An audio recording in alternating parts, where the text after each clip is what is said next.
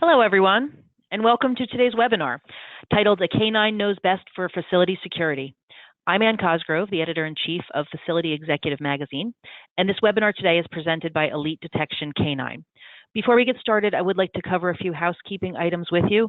Please note the control panel on your screen. This is where you can submit questions via the question box in that panel.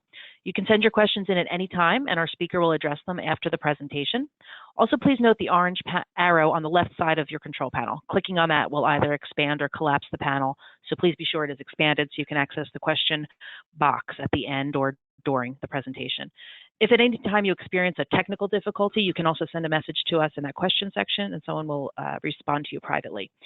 If you're interested in continuing education credits, please note that you'll receive a certificate of attendance in an email from Facility Executive after this webinar, and you can report that to your association for CEUs. Now I'd like to introduce your speaker, Greg Gaitis. Greg is President and CEO of Elite Detection Canine, that's EDK9, and it's a nonprofit organization that breeds, raises, and trains American-bred explosives detection dogs. EDK9 also provides certified canine teams to hospitals, universities, high schools, utilities, and public venues. The company recently received the Auburn Hills, Michigan Chamber of Commerce Innovator of the Year Award for their work, and we'll hear more about that today. So over his career, Greg's authored professional journal articles, and he's been a featured speaker at trade shows and conferences.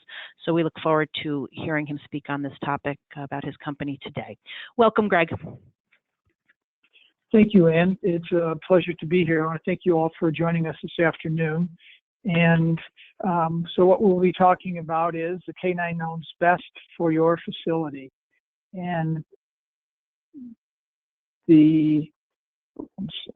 so what I want to talk about today, so that the webinar will address both the direct and indirect benefits of deploying a canine team, and there are actually both. And so we will go through those. Some are obviously more obvious than others, and so we'd like to address both direct and indirect benefits of deploying a canine team. We'll also spend a fair amount of time on what you should consider when purchasing a canine, whether that's you're purchasing a canine yourself to pair with one of your employees, and that employee becoming a handler, or you're contracting with a professional team to come in and serve as that canine team as part of your security team.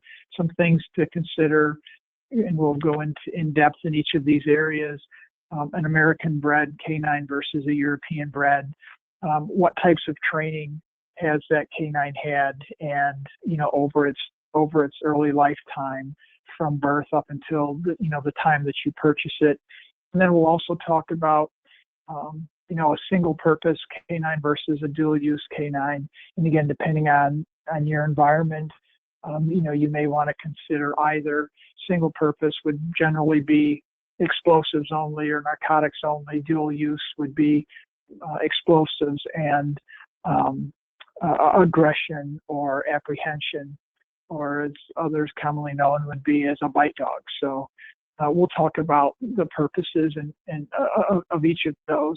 And then also we'll talk about handler considerations. And so if you're, again, looking to have one of your employees become a canine handler, some things that you should consider as you're selecting that person, as well as the credentials of the professional that you would hire as a third party into your organization. So with that, what I'd like to do is jump right into some direct benefits of deploying a canine team. And really the first benefit that I want to speak about today is a canine team is a proactive solution versus a reactive solution. And we see this in different industries. More and more industries are going to and deploying reactive solutions. There's also a lot of grant money available in some industries for reactive solutions. And when we talk about reactive solutions, we're talking about, camera systems, video surveillance, card key systems, door locking systems, bulletproof doors, and, non-reflective glass, those sorts of things that are reactive, that put in place after an event has started, versus a canine team is a proactive solution whereby in a facility as individuals, as patrons are entering your facility through the doors, canine teams are generally stationed at the door and are able to detect if anything is being brought into the building. So it's reactive in that it stops the potential threat at the door versus once it's already inside. And you know, from an active shooter standpoint, I think the national average is somewhere around 10 seconds it takes for an active shooter to start to create mayhem. And then, we also know on a national average, it takes law enforcement around 3 to 7 minutes to get there. So just doing the math, mayhem has already started, and the reactive solutions certainly help after the fact, but they're not necessarily a proactive preventive solution. And the other piece of having a canine team is it's a visual defense.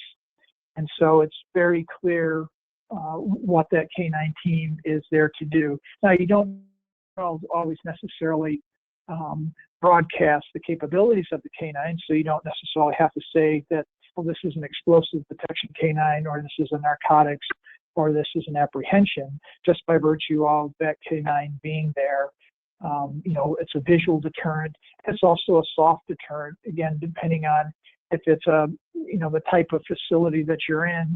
Some facilities prefer to have shepherds and or that pointy-eared dog that has a reputation.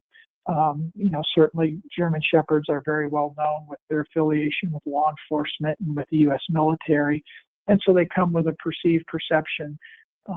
In other environments, in some stadium situations or open venues, it's also nice to have a floppy-eared dog or a Labrador that doesn't have that. It has the opposite impression on folks, and quite frankly, people tend not necessarily to notice a canine team that's comprised with a Labrador, because Labradors are pets in lots of homes, and so subconsciously you see it and then you dismiss it, whereas when you see a shepherd or a Malinois, you see it and the opposite reaction is true. So they are a very important solution in venues with sending a visual message. It's also a soft message versus walking through a bunch of metal detectors and wanding, although those are very important solutions in many venues. And then the canine team would be in addition to that, would be that next level of being able to detect whether someone had, non-metal explosives or, a plastic gun per se. So the next thing that I would like to talk about with respect to a direct benefit is that canine teams are very efficient and cost effective. A canine is able to cover a very large area very quickly. From a stadium perspective, it's able to scan that stadium, the concourse, the seats underneath where all the locker rooms are very efficiently. And because of the next two bullets that we'll talk about, that it's able to detect stuff that humans visually aren't, and that's their real benefit. Explosives can be hidden in many nooks and crannies, and when you think of a large venue, a stadium, or an open air area for concerts, there's literally thousands of places that explosives could be hidden. And again, we have to keep in mind that they can be planted, days in advance, weeks in advance. They don't necessarily have to walk through the door. And the other thing to keep in mind is, during the week, stadiums are generally open. There's lots of vendors coming and going, and there's, always movement, and it's generally in the underbelly of the stadium. And so really, it's really impossible for humans to actually scan and detect all of the places that a potential explosives could be hidden, where a canine just a walkthrough would be able to detect. It would, and again, it's not detecting via eyesight, it's using its nose. And, there's lots of air movement in buildings. And so that those explosives create a scent cone, and that's what the canine is able to detect. So we'll jump right into that, a canine's nose can detect up to 19,000 different explosive combinations. And, you think of some of the more common ones with respect to, dynamite and C4 and those sorts of things. And that those are certainly what most explosive canine teams train on. At ED Canine, for example, we only train on live explosives, and we feel that that's very important versus training on pseudo sense, because if someone wants to create havoc, they're not going to use a pseudo scent; they're going to use the real thing. So we want to make sure that our dogs are imprinted on the exact item that they're going to detect. The other thing, unfortunately, that we need to imprint dogs on these days is homemade explosives, and those are virtually everyday products that folks can just purchase at their local hair place or local pharmacy. And those are things like nail polish remover, bleach, fertilizer, paint thinners, all common items that anyone can pick up. And you can go on the internet and you can actually find recipes to make homemade explosives. I attended a conference last winter, and it was the session that I was in had a chemist, and we walked out of the room, and I literally had 15 recipes for 15 homemade explosives. And so, unfortunately, they're readily available, and the canines need to be imprinted on these types of items, as well as the more common military grade explosives. And then what's really fascinating, and it's something that I think all of us that have seen an explosive detection dog work, is just the sense of smell, the olfactory of a canine. And they're able to detect their smell. Their sense of smell is 1,000,000 times greater than ours. And one of the analogies I use, and obviously you'll see this by the picture, you and I walk into a room and we smell, oh, there's chicken soup cooking. Well, that canine walks into the room and says, oh, there's noodles, there's water, there's pepper, there's salt, there's chicken, there's carrots, there's celery.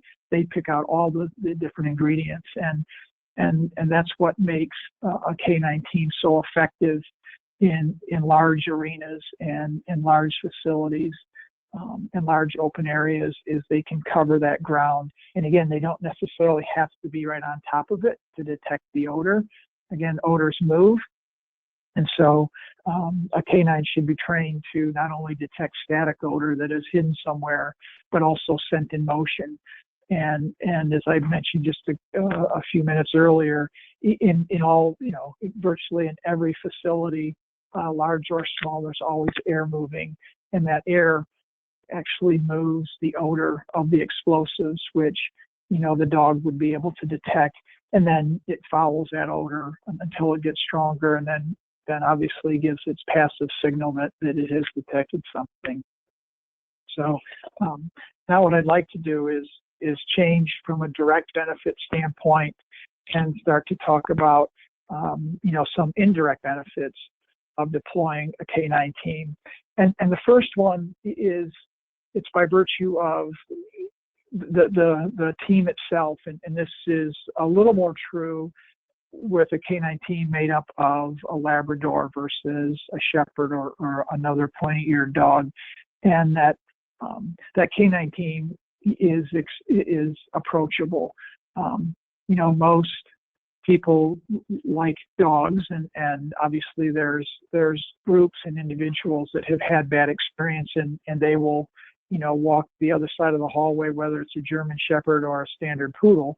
It doesn't make a difference. But for the majority of folks, they like dogs and they want to go up and pet the dog. And And quite frankly, that's one of the challenges of all canine handlers, is people wanting to pet their dog while it's working, and understanding that the dog is working and can't be petted. They're just approachable, and that also works to an advantage in some environments where individuals are more apt to walk up to that canine handler because of the dog and share something than they necessarily would be someone that is strict law enforcement or strict security. And we see this, quite frankly, in high schools, where students, they're more apt to walk up to that canine handler and talk to the dog, in essence, talking to the handler, and letting them know what's on their mind. So they serve as an attraction. And then also, from a workforce standpoint, they provide peace of mind and a calming effect. Just the sense that the staff knows that they're there, and the staff knows that you've taken the extra step to make their work environment or their entertainment venue that much safer by deploying a canine team. It just gives us all a sense of peace of mind and security. And I think people are starting to get more and more used to seeing them. Those of us that travel using airlines, where we are now noticing if there isn't a canine team as we go through security. And it's like, well, where are they? I feel more comfortable when they're there. And that really holds true virtually of any venue. People begin to notice that you have taken the care to, take that extra step, in addition to having, law enforcement there that we certainly cannot live without. And certainly want to have a shout out to any law enforcement that's on the phone this afternoon. We appreciate everything you do for us. So we're a compliment to the services that they provide. And then, part and parcel, I mentioned this just a little bit ago, they're a visual deterrent. People see that they're there, and it just hardens the environment that much more. People know that there's always security and figure out ways to get around security from a visual perspective. But with a dog, there's really, no way of getting around its nose. It's able to smell the odors that, unfortunately, that they want to bring in. And then they also become a word of mouth deterrent. We have experienced this in, several cities in which we're in, where we have teams deployed on a permanent basis, although they're assigned to, a particular venue or a particular organization. The folks around town say, oh, hey, so-and-so has a canine team. And, again, it just spreads on its own, which, again, helps from your perspective, harden your environment a little more. The last one isn't something that we really tout from an explosive detection canine team perspective or an explosive detection dog, because it's really not their role. Their role there is to work and to detect, explosives and munitions or bombs and guns. But we also see a side benefit in some organizations where, not that they are by any stretch of the imagination considered a therapy or an emotional support dog. That's not their role. That's not what they're trained for. But by virtue of them just being a dog, dogs have a calming effect on people. And, the dog let's say in an 8-hour shift or a 4-hour shift or an 8-hour concert, the dog isn't working, that entire time. It needs to take a rest its nose, especially, in large venues where it's up and down stairs and moving around a lot. It needs to take a break. When it takes its break, it can also be accessible to some folks. So again, not something that we promote. It's a very side benefit, and a lot of that depends on really the demeanor of the. So we just started to talk about canine considerations and things to consider when purchasing a canine, whether it's an American bred dog or versus a European bred dog, the different types of training And again, as I mentioned earlier, we'll talk about single purpose and dual use. So American bred versus European bred. Some things to consider are the pedigree and the lineage. And the reason this is important is the canine obviously has a limited working life. And you want to make sure that it has the pedigree that it came from, its parents, its grandparents, and its great-grandparents, that there isn't any issues in its history with respect to hip dysplasia or, cleft palates or things like that, that would prevent the dog from having a long working career or, issues with its patella. So it's very important that you understand the pedigree and the lineage, and it's not only from a health perspective, but it's also from a working line perspective. So what has this dog and its predecessors been bred to do? Let's say it's come out of a line and it's a family history. They've been all apprehension dogs, and then you want to use this as a single purpose explosive detection dog. Well, it has, this lineage of doing bite work, and it's part of its DNA. So you really need to understand, the lineage of the dog itself. And something at Elite Detection Canine, we know at least 5 generations back of the lineage and also the offspring. How many were successful with this type of work, and you want to make sure that the line that you're choosing has been successful in the line of work that you want to deploy it in. And the other piece is its vaccination history. Has it had all its vaccinations? Its initial vaccinations when it was a pup, at 4 weeks old, to its second vaccination when it's 10 weeks old, and throughout its growing up time. And something that, if you're purchasing a dog from Europe, it'll generally come with a passport, and that passport will most likely be in the language in which the dog came from. And so if it's has been bred and raised in German, it'll have a German passport, and unless you can read German, or unless they convert it to English, you may or may not really have a good idea as to what the vaccination history is. And then the other very, very important piece is from an X-ray perspective. OFAs are really the standard in the United States, and to have certified OFA X-rays, the dog needs to be 24 months old.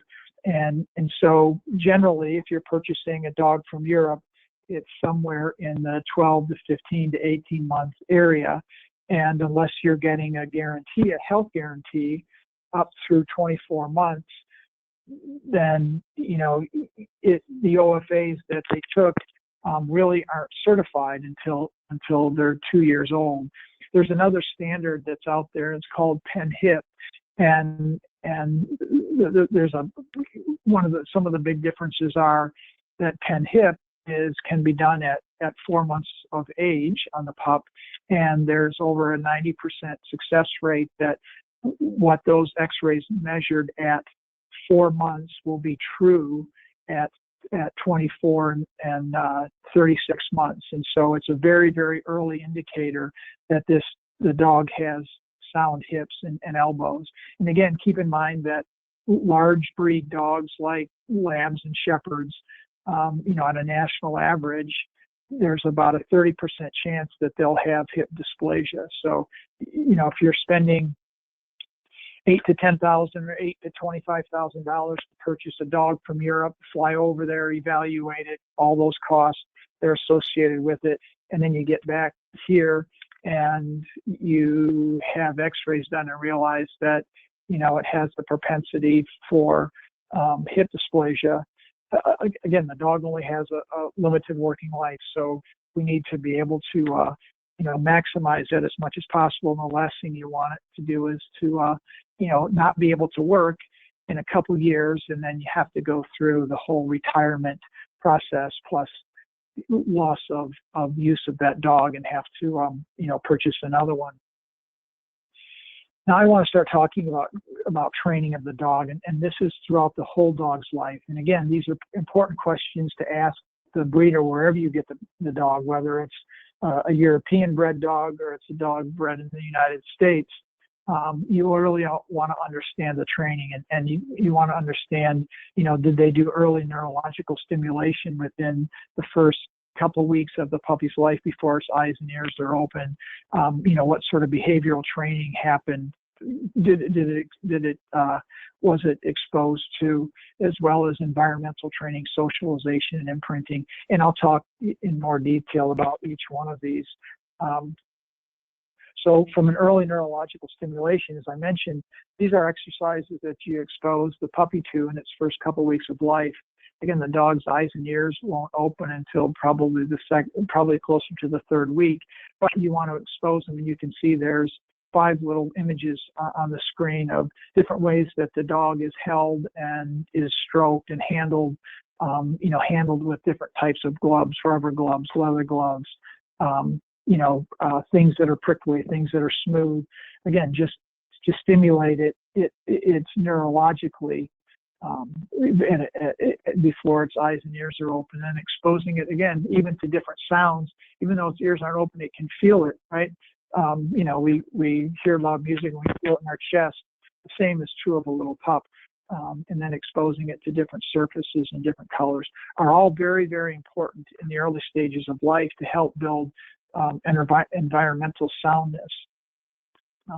Next is, behavioral training, and depending on what the dog is going to be doing, some of this may or may not apply, but these are general behaviors that you want the dog to exhibit in public. And again, keeping in mind that when we're talking about the private sector, it's generally in large venues and stadiums. There's lots and lots of people, and so that dog needs to be very well behaved. And I don't know how many of you can guess what the commands are when we look at this picture, but the cat is actually sitting, and so there is a sit command. And I was actually asked, well, isn't from a detection dog, isn't that their response? The response is a passive sit, so why would you teach it to sit outside of? Why would you teach it that command? Well, again, the dog isn't always working. And so in the imprinting process, sit is associated with receiving its toy. And that's part of, or food, depending on what it's motivated by. Generally, these types of working dogs are motivated by a toy, a ball, or a Kong, or something like that. But when the dog isn't working and you're in a public place, there are times when you want the dog to sit.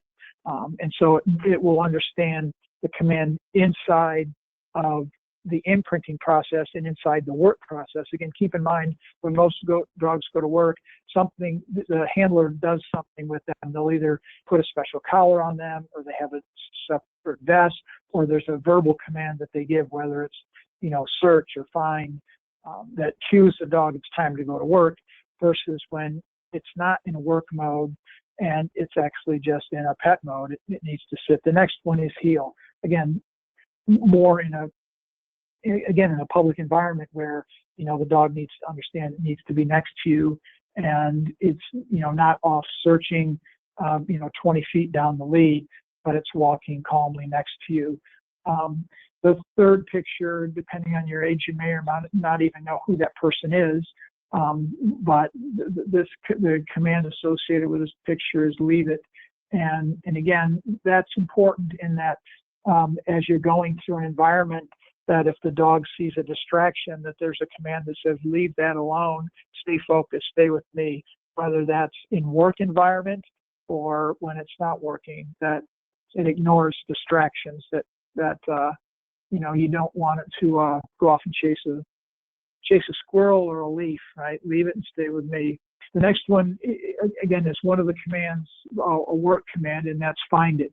Other use search, and again, that command is irrelevant, what you use, but there is generally a verbal cue as well as something, sometimes physical, special collar that's slipped over the dog's neck that knows it's time to go to work. Out is associated with more in the training process and the reward process, that when the dog finds what it's supposed to find and it gives its its passive sit cue, that's when it receives its toy. And again, it's all a game for the dog, right? The search is all a game, and they love to do it. They're bred to do it. It's where they find their most enjoyment. But after they get their reward, they need to give it up, and out is a command that is generally used, that the dog gives that toy back up so it can go back to work, and certainly, again, more useful in training, but also, when you're on a live search and it has found something that, you get the toy back and it knows to get back. And then the last one is off. And again, it's just a general behavior that you want your dog to understand that sometimes, when it's working, we want it to get up on many things, be able to climb up on cargo, or, on lockers and things like that. But it also needs to know that sometimes it needs to get down from where it's at. The next piece I'd like to talk about with respect to training is environmental training. So behavior is behavior at work and behavior when it's not working. Environmental training is what is around it and that it ignores and is able to work in many, many environments. And so, we take our pups at a very, very young age to many different locations, so they experience all different sounds and sights and textures, carpets, slick floors, graded floors, subways, steam coming out of the ground. So environmentally, they're very, very sound and not afraid of everything. And dogs go through fear periods, and so this is all part of their training process. That, recognizing a fear period and helping coach the dog through that fear period. So as it gets older, it's not afraid of a particular environment and not afraid to put its nose in tight places. And you see that in some of the pictures here. The next is socialization.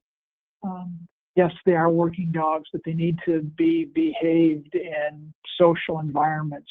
And again, that's part of their environmental training, is to socialize them in many environments. And so that they're not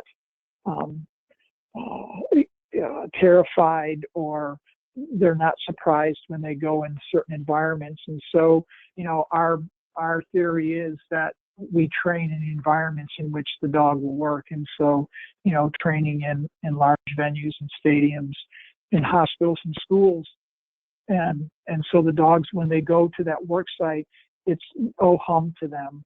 They're not amused by anything around them or terrified by anything around them. So these are all areas that, as you're purchasing a canine, that are very important for you to ask as you acquire that training, as you acquire that canine. What sort of training has it had in its development, throughout its whole growth phase? And again, it should start in the first week of training and continue all the way through when you purchase that training, or when you purchase that canine, and then you will take over from there, continue the behavioral training, continue the socialization training, and then obviously continue the work training and the imprinting process. And so when we talk about imprinting can start very, very early, in very, very young pups. 4 to 6 months, they can start working on imprinting, and it's really understanding that search technique and not being afraid to stick their nose in very small places. And again, it's a gradual learning process. And so it's initially imprinting using food, and then graduating up to those odors that you want the dog to be able to signal on. And that imprinting process must continue throughout the dog's working life, that they must train for a minimum of 4 hours a week, a bare minimum practice. They have to find and get rewarded on a weekly basis, and preferably on a daily basis with what they're expected to find in the real world. So that process never ends. So the next piece I want to talk about is single purpose versus dual use. And I've alluded to this a little bit as we've gone through the presentation. And this also fits into the environment in which the dog works. Is it working in a stadium where you just want detection work, or you also want apprehension? And again, it also depends on who you partner with. Do you have law enforcement there that has a traditional police dog that is very good at tracking and apprehension? Well, you may, just then want a single purpose dog that's only narcotics or only explosives. And so those are things that you want to talk about, and as you consider, single purpose versus dual use, what problems are you addressing? The areas where the dog is going to be used, what other forms of security are in place, and what images, what image does management want to convey? These are all things to consider as you're considering, do I want a single purpose dog or a dual use? And so, again, what problems are you trying to address? Are you in an environment where, there is the potential for someone to bring in a firearm or explosives? Are you in an environment where, people have had too many libations and there's arguments and potential fights? And so, again, knowing your audience and what you're trying to address, again, leads to, what do you want the capabilities of the dog to be? And again, who else is there supporting you? Areas of use. Is it in a crowded area? Are there lots of people, again, in a stadium coming and going and moving and milling about? Or is it more campus-wide, perimeter searches, quiet corridor searches? So where will the dog be used also depends on, what you want to purchase with respect to a single purpose or a dual use. And then what other forms of security are in place? Do you have camera systems? Is there additional forms of security, whether they're armed or unarmed?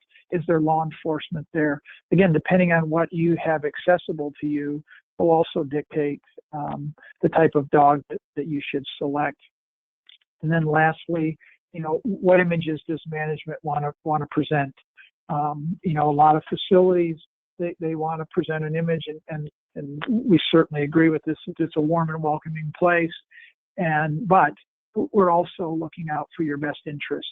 And so, depending on the type of canines that you deploy, certainly present that image. If you have, a bunch of German Shepherds or Belgian Malinois, that conveys a completely different message than a bunch of Labrador Retrievers. So, again, things to consider as you're selecting a canine. What I'd like to do now is some handler considerations, and these, what you see in front of you now are costs associated with outfitting and maintaining a canine team, and some of them are initial upfront fixed costs, and some are ongoing costs. Some things that you need to consider is if you're wanting to add a canine, to your staff, that it's a 24/7, 365-day commitment. Someone has to take care of that dog every day, every hour of every day, feed it, medical. So there's lots of expenses associated with the canine itself, and then medical expenses, that it has its checkups, that it has its vaccinations are all current. And then, from a staffing perspective, is that handler on your staff? Do you already have that position? If it's a union organization, what has to, happen at the union level to create that position and add that level within the organizational chart? And then the requirement on the handler themselves is that, they're required to, as I mentioned earlier, train a minimum of 4 hours every week. They should be training some number of hours every day, but at a minimum, they should train 4 hours a week with a certifying body that, continues to measure and grade them as they train, that it's not just, a go off 4 hours and kind of screw around and train a little bit, but they're training under the supervision a certified handler, of a certified trainer, to continue to perfect their craft. And again, it's really building a solid relationship between the canine and the handler, where unfortunately the weak link on the leash is generally the human, and that the human really understands and is able to read the signals and the cues of the canine in all different types of working conditions. And then there's also compensation for that handler during the week, because they are living with that dog and care and feeding that dog, transporting it, living in their home, taking it out at night, exercising it on the weekends. And so, you know, there's additional compensation that goes to the handler for all the work that they put into the dog. It sounds to some like it's a very exciting career and a whole lot of fun. The reality is it's a lot of work to be a canine handler, because that partner is with you 24 hours a day for its working life. And then you have to consider, you know, what happens upon retirement. And so if this is an on-staff position, again, is it a new position? I mentioned union considerations. Who owns the canine? Does the facility own the canine, or does the handler own the canine? And that then relates to who pays for the bills. And then what happens when the canine retires? If the facility owns the canine, who takes it at that juncture? Because we're assuming that the handler would get a new canine to continue working. Or if the handler owns the canine, you know, do they get the dog for free, or do they have to compensate the organization in some way for the dog? And then are they then willing to have two dogs in their household, the retired dog and the new working dog? So really things to consider as you want to add that as an on-staff position. And then alternatively is, you know, you can hire a professional partner, and it's just a monthly fixed fee. It's a service contract like other service contracts within your venue, within your facility, you know, and they're responsible for all of those things that we mentioned. And also, you know, if that handler gets sick, they can provide a replacement handler. A question's always asked. It's one dog, one handler. You know, the dog isn't a canine for a group of handlers. They're a team. They're paired together. And so if that handler is out sick, that dog's out sick, you know, and do you have a replacement for that?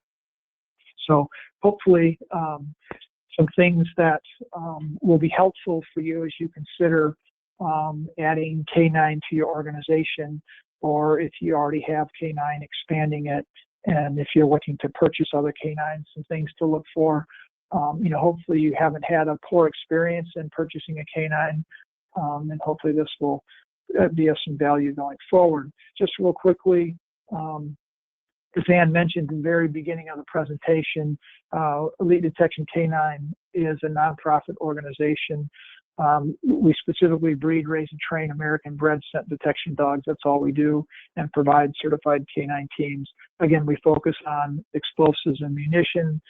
We're a certified TSA third-party canine training center. So we train a lot of the TSA folks that you see at the airports. You know, they have to certify twice a month, and they use ED Canine in our facility to do that. So at this point, what I'd like to do is I'd like to open up for questions. We have, I believe, about 10 minutes left or so. Yes, you're correct, Greg. Thank you. Thanks very much for the presentation, and thanks everyone for your attention and your questions. So yes, we do have some time for Q&A, Greg, so I will start right away with that. I did want to talk about the handler topic, since you had just talked about handler considerations at the end there. So yes. Can you talk about, the question is, how would one of your canine teams work alongside the security personnel I have on staff? So I guess I could look at both ways. Whether if you have an internal staff member, then they would work with your staff. But if there's a handler, as you talked about, an outside handler that's brought in, how would they work alongside a security staff in a facility? How does that relationship work? Sure. The way ED Canine approaches it is our canine team becomes part of your security staff. They report to your security staff. They follow your organization's policies and protocols. So we really become an extension of your existing staff, and that's whether it's an employee of your staff, or you've subcontracted with another security firm to do security of your organization, and they don't provide canine teams. We would function the same way. We would follow their reporting policies and procedures, their protocols, and really become an extension of that security staff, regardless of where they came from, and work as a team. So, we would want to be on the same walkie-talkie system and be in constant communication with that existing security personnel. Okay, thank you. And I will ask another facility management related question. What are the impacts, if any, on liability or liability insurance for the organization that would bring in a canine? Is that something that's that you deal with? Sure. All of us obviously carry liability insurance, but the real key factor is certifications. And so, I mentioned training a minimum of 4 hours a week. A canine team must be certified by a governing body, and certainly law enforcement, there are several, and there's also several in the private security sector. So at Elite Detection Canine, we certify through the National Association of Professional Canine Handlers, and we have on staff a master trainer for that organization. And so you have to be certified by this organization, and in essence, that certifies that you're able to complete these tasks. And the other important piece from a liability perspective is the actual training logs themselves. The training logs are kept, that we did this search at this hour and nothing was found. And so it's a combination of training and certifying by a national certification body, as well as keeping good training records.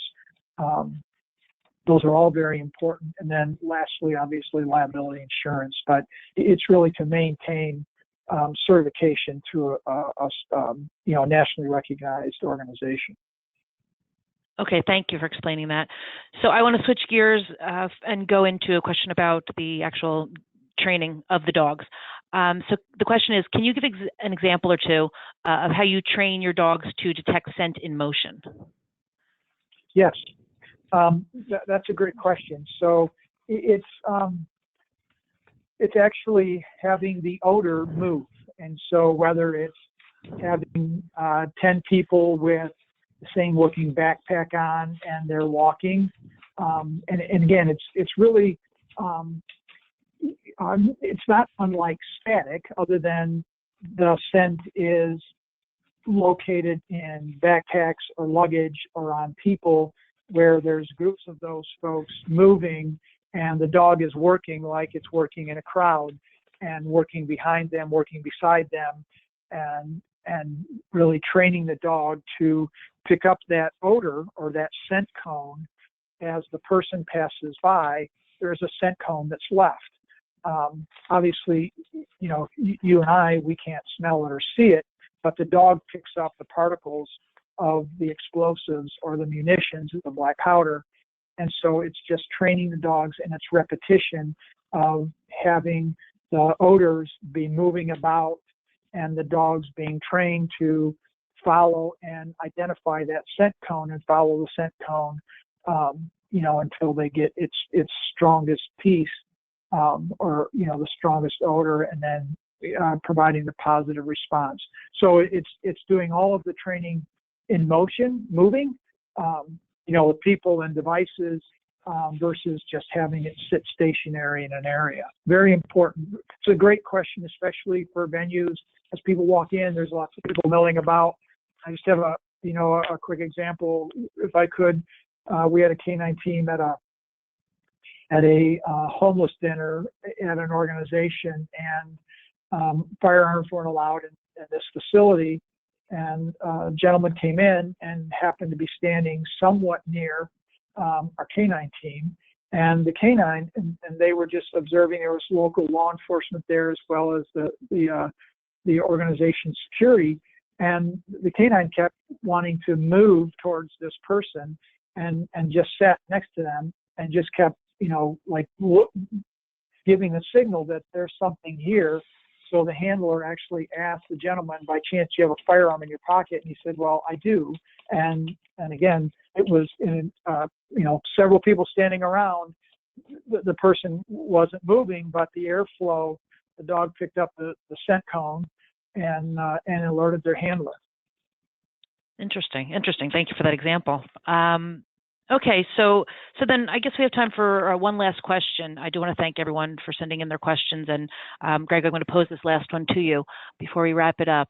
You had talked about the breeding of the dog and went through Canine Considerations, I think, toward the end of your presentation. So the question is, I want to touch back on this, is why is it important who bred the dog that you might bring into your facility? And again, if you can just quickly recap some of those factors that you'd be looking into for that.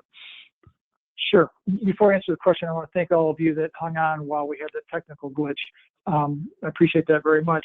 The reason it's important to know who bred the dog, again, it's for medical reasons and it's for type of work reasons. So you want to know if the dame and the sire that it's been bred from, or its ancestors, has there been a history of hip dysplasia?